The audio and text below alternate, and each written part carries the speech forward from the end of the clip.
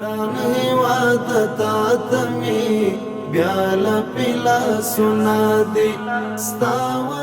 د افغانستان او ازبکستان ترمنځ د برېښنا دوه مهمو پروژو په تړاو خبرې اترې د افغانستان برېښنا شرکت عمومي اجرایي رئیس ښاغلی ډاکټر عبدالباري عمر په خپل کاري دفتر کې له تخنیکي ټیم سره مل د ازبکستان هیواد څخه راغلي د برېښنا تخنیکي ټیم سره له یاد هیواد د 1500 کیلو ولټ برېښنا لیږدمزي او د افغانستان په شمال کې د ډبرو سکرو څخه د برېښنا تولید یوې فابریکې جوړولو په اړه هر اړخیزې خبرې وکړې د افغانستان برېښنا شرکت عمومي اجرایي رئیس ښاغلی ډاکټر عبدالباري عمر د یادو لویو عامل منفعه پروژو د پیل په اړه د ازبکستان هیواد د لیوالتیا څخه مننه وکړه او زیاته کړه هیلهمند یم چې له تخنیکي بحثونو وروسته داسې یوې پایلې ته ورسیږو چې د نوي کال په راتلو سره د یادو دوو مهمو پروژو چارې پیل شي. کوشش ما همین است که به خاطر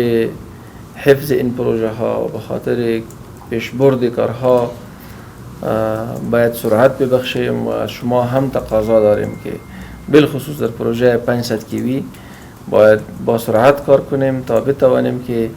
به اهدافی که ما شما برای خود تعیین کرده ایم به زودترین فرصت خود را برسانیم. همدارنګه د دې لیدنې په لړ کې د ازبکستان تخنیکي ټیم افغانستان کې د انرژي زیربناو د جوړولو او پراختیا په برخه کې د خپل هیواد پر ژمنو ټینګار وکړ. د 1500 کیلو ولټ برېښنا لیږدمزي او د ډبرو سکرو څخه د برېښنا تولید یوې فابریکې جوړول د افغانستان د انرژي زیربناو د پراختیا په برخه کې دوه مهمې طرحې شمیرل کیږي چې دا به هیواد کې د دوامدار برېښنا برابرولو کې مهم رول ولوبوي.